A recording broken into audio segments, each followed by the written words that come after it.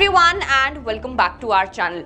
अगर मैं आपसे कहूं कि ज़ेप्टो, स्विगी, इंस्टामार्ट और ब्लिंकिट एक बहुत बड़ी प्रॉब्लम बन सकते हैं फॉर ज़ोमैटो एंड फ्लिपकार्ट, तो क्या आप मेरी बात पर विश्वास करोगे? आपको लग रहा होगा कि ऐसा कैसे हो सकता है, क्योंकि फ्लिपकार्ट और अमेज़न तो ई कॉमर्स इंडस्ट्री के अंदर सबसे बड़े जायंट है। लेकिन मैं आपको बता दूं कि ऐसा हो सकता है कि इंडिया का ब्लिंकिट यूएस की सबसे बड़ी ई कॉम कंपनी अमेज़न को पीछे छोड़ दे। अभी रिसेंटली ये न्यूज आई थी कि ब्लिंकिट के वैल्यूएशंस ज़ोमैटो से ज्यादा हो गए हैं। Now Blinkit is valued more than its parent company Zomato। और ये काफी बड़ी न्यूज है, क्योंकि जो Blinkit और Zepto का बिजनेस मॉडल है उसे एक ऐसा बिजनेस मॉडल माना जाता है जो इजीली प्रॉफिटेबल टर्न नहीं हो सकता। लेकिन Blinkit EBITDA पॉजिटिव टर्न हो चुका है और आने वाले समय में आई होप कि वो प्रॉफिटेबल भी हो जाएंगे। Now when it comes to 10 minute delivery apps, तो ये माना जाता है कि इस टाइप के ये जो एप्स हैं इनका बिजनेस मॉडल ऐसा है कि इसमें मार्जिन्स बहुत कम होते हैं और इसलिए इनका इजीली प्रॉफिटेबल टर्न होना काफी ज्यादा डिफिकल्ट है। प्रीवियसली ऐसा कहा भी गया था जब इस टाइप के एप्स आए थे, ज़ेप्टो हो गया, ब्लिंकिट हो गया, कि ये ज्यादा दिन चल नहीं पाएंगे, कि इनका बिजनेस मॉडल ऐसा है कि यहाँ पे मार्जिन्स इतने कम होते हैं कि इनका सर्वाइव करना काफी ज्यादा मुश्किल हो सकता है। Apart from this 10 minute delivery business के अंदर ये प्रॉब्लम भी है कि यहाँ पे जो डिलीवरी पार्टनर्स होते हैं उनके ऊपर काफी ज्यादा प्रेशर होता है जल्दी डिलीवरीज करने का, जो कि कहीं ना कहीं उनके लिए ठीक नहीं है। So when such businesses came in the market, काफी ज्यादा क्वेश्चंस उठाए गए कि क्या ये सस्टेनेबल है या फिर क्या ये हेल्दी है डिलीवरी पार्टनर्स के लिए, क्योंकि हो सकता है कि जल्दबाजी में अगर वो डिलीवरी करने जा रहे हैं तो उनका एक्सीडेंट हो जाए या फिर और भी कई सारे कॉन्सिक्वेंसेस हो सकते हैं। सो 10 मिनट डिलीवरी बिजनेसेस इन्हीं कुछ रीजंस की वजह से ज्यादा अप्रिशिएट नहीं करे गए थे प्रीवियसली। लेकिन अगर हम अभी की बात करें तो स्टोरी में कुछ चेंजेस आए हैं। मैं आपको बता दूं कि बॉम्बे शेविंग कंपनी, जो कि इंडिया की ही एक कंपनी है, उसने ये कहा है कि उनके प्रोडक्ट्स ब्लिंकिट पर ज्यादा बिकते हैं in comparison to Amazon and Flipkart. Now this is something really significant और ये काफी बड़ा चेंज है, क्योंकि आप जानते हो कि अगर हम बात करें ब्लिंकिट या फिर ज़ेप्टो की, तो ज्यादातर लोग इन्हें ग्रोसरीज के लिए या फिर वेजिटेबल्स ऑर्डर करने के लिए यूज करते हैं। बॉम्बे शेविंग कंपनी के प्रोडक्ट्स को खरीदने के लिए अगर लोग ब्लिंकिट को चूज कर रहे हैं, ज़ेप्टो को चूज कर रहे हैं ओवर अमेज़न एंड फ्लिपकार्ट, तो ये एक बहुत बड़ी चीज है और एक बहुत बड़ा चेंज भी है। सो इन टुडेज वीडियो हम ये डिस्कस करने वाले हैं कि ब्लिंकिट, जो कि एक टाइम पे स्ट्रगल कर रहा था सरवाइव करने के लिए इन द मार्केट, अचानक ऐसा क्या हुआ कि उसके वैल्यूएशंस ज़ोमैटो से ज्यादा हो गए और अब they are going to compete with e-com giants like Amazon and Flipkart. So this business case study is going to be really interesting. Video को एंड तक जरूर देखिएगा, बिल्कुल भी स्किप मत करिएगा। और अगर आपने अभी तक हमारे चैनल को सब्सक्राइब नहीं किया है तो प्लीज हमारे चैनल को सब्सक्राइब कर लीजिए, बेल आइकन को प्रेस कर दीजिए, ताकि ऐसी और वीडियोस की नोटिफिकेशन को आप बिल्कुल भी मिस ना करें।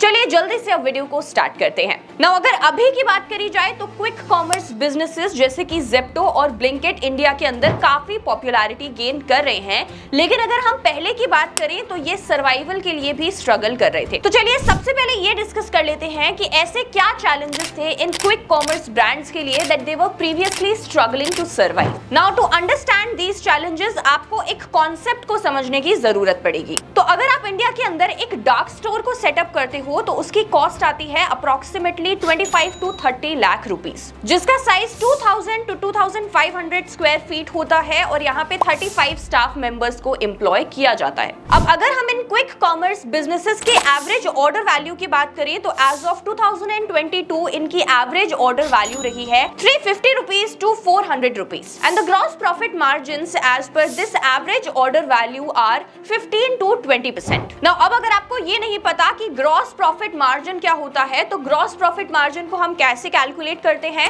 हम टोटल रेवेन्यू में से COGS यानी कि कॉस्ट ऑफ गुड्स सोल्ड को माइनस करते हैं and then we divided by revenue. तो अगर हम किसी भी बिजनेस के अंदर प्रॉफिटेबिलिटी की बात करते हैं तो सिर्फ ग्रॉस प्रॉफिट मार्जिन्स का इंक्रीज होना इस चीज को इंडिकेट नहीं करता that the business is going to be profitable, क्योंकि ग्रॉस प्रॉफिट मार्जिन्स के अंदर इनडायरेक्ट एक्सपेंसेस इंक्लूड नहीं होते हैं। इनडायरेक्ट एक्सपेंसेस जैसे कि ऑफिस रेंट हो गया, इलेक्ट्रिसिटी बिल हो गया, इस तरीके के जो एक्सपेंसेस होते हैं इन्हें ग्रॉस प्रॉफिट मार्जिन के अंदर इंक्लूड नहीं किया जाता है, जिसकी वजह से हम ये नहीं कह सकते कि अगर ग्रॉस प्रॉफिट मार्जिन इंक्रीज कर रहा है then the profitability is also going to increase. अगर हम बात करें क्विक कॉमर्स बिजनेसेस के अंदर तो इनका सबसे बड़ा जो एक्सपेंस होता है वो होता है डिलीवरी, यानी कि डिलीवरी बॉय की सैलरी और डिलीवरी करने में जो पेट्रोल का, जो फ्यूल का खर्चा आता है वो इनका सबसे बड़ा एक्सपेंस है। क्योंकि जब ये क्विक कॉमर्स बिजनेसेस स्टार्ट हुए थे तो उन्होंने अपने कस्टमर्स को फ्री डिलीवरी दी। अब फ्री डिलीवरी तो दे दी, लेकिन उस फ्री डिलीवरी का खर्चा कहां से आएगा, वो तो कंपनी को ही बियर करना पड़ेगा। और ये जो खर्चा आता है, जो डिलीवरी में खर्चा आता है, ये सबसे बड़ा खर्चा है किसी भी क्विक कॉमर्स कंपनी के लिए। फॉर एग्जाम्पल, अगर हम एक डिलीवरी बॉय को 30,000 रुपीज सैलरी देते हैं और वो 25 डिलीवरीज करता है इन अ डे, तो total deliveries in a month will be 750 and cost per delivery अगर हम 40 रुपीज लेकर चलें तो यहाँ पे ग्रॉस प्रॉफिट मार्जिन कितने होंगे, ₹80, और मार्जिन पर order will be 40 rupees. So from this example we can clearly see कि किसी भी क्विक कॉमर्स बिजनेस के लिए सबसे बड़ा मेजर एक्सपेंस होता है delivery. Now on the basis of this concept, जिसको मैंने अभी आपके साथ डिस्कस किया, जो क्विक कॉमर्स बिजनेसेस हैं उनके लिए 3 मेजर चैलेंजेस हैं। सबसे बड़ा चैलेंज और सबसे पहला चैलेंज लो AOV यानी कि लो एवरेज ऑर्डर वैल्यू। अगर क्विक कॉमर्स बिजनेसेस जैसे कि ज़ेप्टो और ब्लिंकिट को सच में प्रॉफिटेबल होना है तो उनके AOVs को इंक्रीज होना बहुत ज्यादा जरूरी है।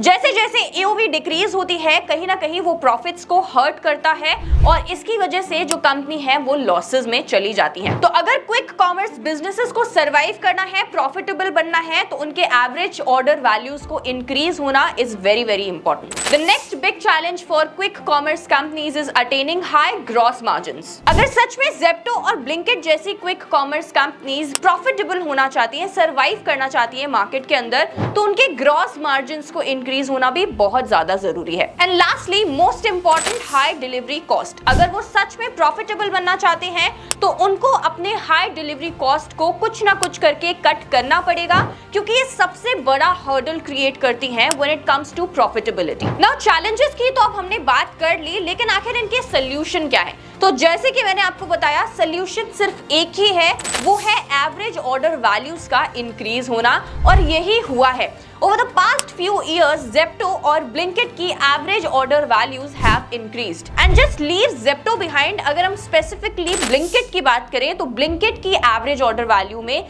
significant increase देखने को मिला है over the past 1 and 2 years. जो एवरेज ऑर्डर वैल्यू थी 400 रुपीज, वो अब 550 रुपीज तक पहुंच चुकी है when it comes to Blinkit. Now अगर अब Blinkit को प्रॉफिटेबिलिटी को अटेन करना है तो उन्हें क्या करना होगा, बस 100 से 200 डार्क स्टोर्स प्रॉफिटेबल ओपन करने होंगे और उसके बाद वो इजीली प्रॉफिटेबल हो सकते हैं। ज्यादा डार्क स्टोर्स को अगर वो ओपन करते हैं तो वो कहीं ना कहीं उनकी एवरेज कॉस्ट को, जो कि कॉस्ट आती है एक डार्क स्टोर को रन करने में, उसको भी डिक्रीज कर सकते हैं। नाउ अगर हम increase in average order value की बात करें और उसमें Zepto, स्विगी, इंस्टामार्ट और Blinkit को कंपेयर करें तो लेट्स सी। Zepto की अगर एवरेज ऑर्डर वैल्यू की बात करी जाए तो ये 450 रुपीज से 500 रुपीज है।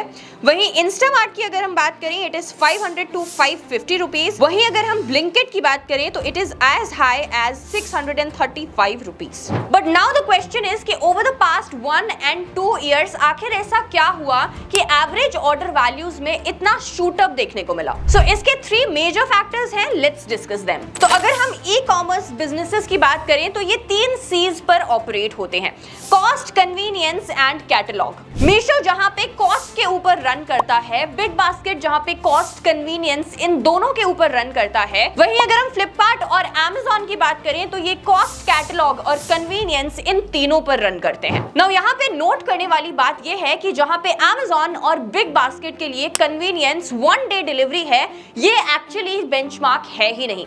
जहां पे 20 मिनट्स के अंदर डिलीवरी हो रही है, वहां पे 1 डे डिलीवरी को आखिर कन्वीनियंस कौन प्रेफर करेगा? आप खुद इस चीज को अपने ऊपर लेकर देखो कि जहां पे आपको आपके प्रोडक्ट्स 20 मिनट्स के अंदर मिल रहे हैं, वहां पे आप एक दिन का इंतजार आखिर क्यों करोगे? And because of this benchmark of 20 minutes I am saying that Blinkit is going to be a threat for Amazon and Flipkart. Now another reason जिसकी वजह से ब्लिंकिट के एवरेज ऑर्डर वैल्यू में सिग्निफिकेंट इंक्रीज देखने को मिला है, उसके लिए आप थोड़ा सा इस कॉन्सेप्ट को समझिए। तो इंडिया के अंदर जब हम कंज्यूमर्स की बात करते हैं तो 3 कैटेगरीज हैं, या फिर हम ये कह सकते हैं कि इंडिया को हम 3 पार्ट्स में डिवाइड कर सकते हैं, इंडिया 1, इंडिया 2 एंड इंडिया 3। जहां पे इंडिया 1 के अंदर ऐसी कैटेगरीज के लोग आते हैं जो कि ये नहीं देखते कि प्रोडक्ट की कॉस्ट क्या है, हाई या फिर लो, वो सिर्फ कन्वीनियंस चाहते हैं। तो इस टाइप का जो इंडिया है ये इंडिया 1 है। वहीं अगर हम इंडिया 2 की बात करें तो यहाँ पे ऐसे कस्टमर्स आते हैं जो कहीं ना कहीं कन्वीनियंस भी चाहते हैं, लेकिन वो ये भी चाहते हैं कि उनको ये कन्वीनियंस कम कॉस्ट पर मिल जाए। वहीं अगर हम इंडिया 3 की बात करें तो इंडिया 3 के अंदर ऐसे कस्टमर्स आते हैं जो कंप्लीटली इस तरीके के ऑनलाइन परचेजेस को अवॉइड करते हैं, क्योंकि उनका मानना होता है कि अगर वो इस टाइप की परचेजेस किसी लोकल शॉप से करेंगे तो अपने काफी सारे पैसे बचा सकते हैं। तो अगर हम ब्लिंकिट के केस में बात करें तो ब्लिंकिट के जो टारगेटेड कस्टमर है ये इंडिया 1 से आते हैं, और अगर हम मीशो की बात करें तो मीशो के जो टारगेटेड कस्टमर्स हैं ये इंडिया 2 से आते हैं। अब इसको आप एक और एग्जांपल से समझ सकते हो कि जहां पे अगर हम इंडिया 3 की बात करें तो वो YouTube के प्रीमियम के लिए कभी भी पे नहीं करेंगे, लेकिन अगर हम इंडिया 2 की बात करें तो वो प्रीमियम के लिए पे कर सकते हैं अगर उन्हें कम कॉस्ट पे प्रीमियम मिल जाए, जैसे कि जियो सिनेमा ने अभी अपना प्लान लॉन्च किया था फॉर ₹29। तो इस तरीके के प्रीमियम वो ले सकते हैं, इस तरीके के सब्सक्रिप्शन को वो लेने से पहले नहीं सोचेंगे।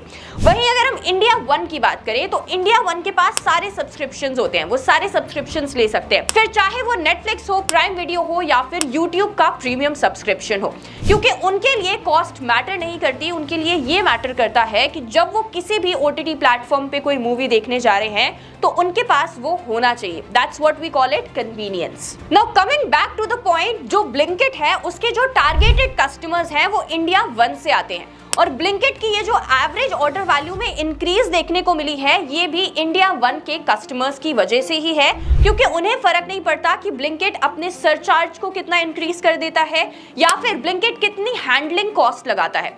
उन्हें अगर फर्क पड़ता है तो वो सिर्फ कन्वीनियंस से है, क्योंकि उनको उनकी चीजें within the time frame of 20 minutes मिल रही है, उन्हें कॉस्ट से कोई फर्क नहीं पड़ता। Now the reason why AOV is increasing is कि इंडिया की डिस्पोजेबल इनकम इंक्रीज होती जा रही है, जिसकी वजह से इंडिया 1 के अंदर जो कंज्यूमर है वो एड ऑन होते जा रहे हैं, और यही रीजन है कि ब्लिंकिट जैसे क्विक कॉमर्स बिजनेसेस वैल्यूएशंस में इतने बड़े होते जा रहे हैं। अब 2022 तक ब्लिंकिट सिर्फ वेजिटेबल्स और ग्रोसरीज को सेल करता था, लेकिन अगर हम अभी की बात करें तो ये सब कुछ बेच रहे हैं। ये ब्यूटी प्रोडक्ट्स बेच रहे हैं, ये इलेक्ट्रॉनिक्स बेच रहे हैं, और भी कई तरीके के प्रोडक्ट्स ये बेच रहे हैं, क्योंकि इनको पता है कि इन प्रोडक्ट्स के अंदर इनके जो डिफरेंस मार्जिन हैं ये काफी ज्यादा है। So this brings us to the end of the video। अब लास्ट में अगर हम ये देखें कि इस पूरी केस स्टडी से हमें क्या लेसन्स मिल सकते हैं, तो सबसे बड़ा लेसन ये है कि इंडिया के अंदर 3 टाइप के कस्टमर क्लासेस है, इंडिया 1, इंडिया 2 एंड इंडिया 3, और हर एक बिजनेस इन कैटेगराइजेशन को एनालाइज करके ही अपने प्रोडक्ट्स को मार्केट में लाता है। सेकेंडली, जोमैटो के पास डेटा है जो कि Amazon और फ्लिपकार्ट के पास नहीं है। जोमैटो के पास डेटा ये है कि उन्हें पता है कि किस टाइप के प्रोडक्ट्स उनके कहां पे ज्यादा खरीदे जा रहे हैं। उनको पता है कि एक रीजन के अंदर लोग बिल्कुल भी क्विक कॉमर्स से सामान को नहीं मंगाते हैं, लेकिन वहीं दूसरे रीजन की बात करी जाए तो वहां पे लोग काफी ज्यादा ऑर्डर्स करते हैं from the quick commerce apps. Now ये उनको एक एडवांटेज देता है कि वो उन रीजन्स में ही अपने डार्क स्टोर्स को सेटअप करें। So that was it for today's video. I hope आपको ये बिजनेस केस स्टडी इंटरेस्टिंग लगी होगी। ऐसी और केस स्टडीज के लिए please subscribe to our channel. Thank you so much for watching. I will see you in the next video.